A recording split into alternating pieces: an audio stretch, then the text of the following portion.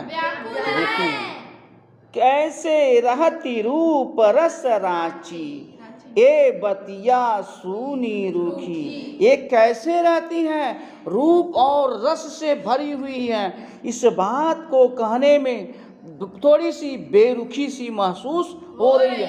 कोई इस बात को मानने के लिए तैयार नहीं है।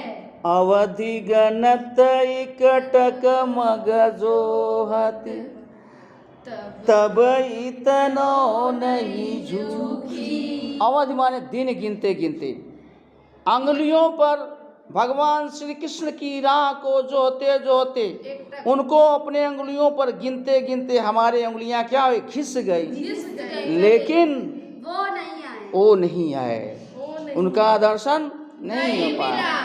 तो अवधि गणत माने दिन गिनते गिनते, इकटक मग जोहती, लगा था। इकटक माने अपलक, अपलक बिना पलक छुपाए हुए, झुकाए हुए। मग माने रास्ते को, जोहत माने इंतजार करते हुए, है ना। तब इतनो नहीं झुकी, तब भी हमको उतनी थकान महसूस नहीं हुई जितनी की अब यह योग संदेशो सुनी सुनी अति अकुलानी दुखी। लेकिन अब जो तुम ये संदेश लाए हो, जो योग साधना हमें कहने के लिए कह रहे हो उधो, यह बात अब हमारे लिए काफ़ी सुनी सुनी सी लग रही हैं, और जिसे हम सुन करके अति काफ़ी आकुलानी माने व्याकुल हो रही हैं और दुखी हो रही हैं।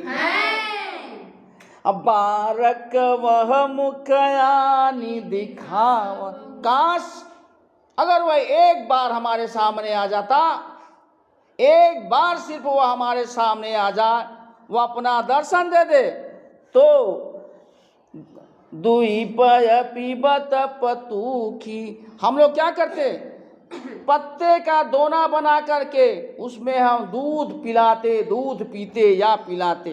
पय माने दूध होता है कि पत्तों के दोने में हम लोग भरपेट दूध क्या करते, पीते पीते पीते दूध पीते, खुशी में, उनकी खुशी में। अगर उनका एक बार दर्शन हो जाता तो हम पत्तों के दोने में बना बना करके भरपेट दूध क्या करते, पिलाते और पीते।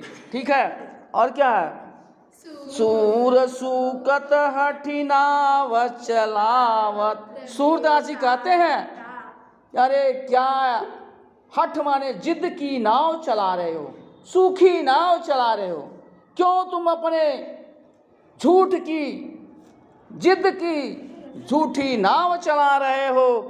ए सरिता है सूखी, इस सरिता में जल थोड़ा सा भी नहीं है, नाम मात्र भी जल नहीं है, इसमें तुम्हारा नाव चलाना बेकार है। इसलिए कहने का मतलब यह है कि उन्होंने कहा कि ये गोपियां भगवान श्री कृष्ण के प्रेम में विह्वल हैं, पागल हैं। यहाँ तुम्हारी योग साधना की नाव इसमें कदापि भी नहीं चल सकती, तुम्हारा सारा प्रयास व्यर्थ और विफल है। इसलिए लौट जाओ। और तुम किसको भेजोगे, जा करके उसको भेजो, मोहन को भेजो, बिना उसके हम लोग एक पल भी तुम्हें देखना नहीं चाहते।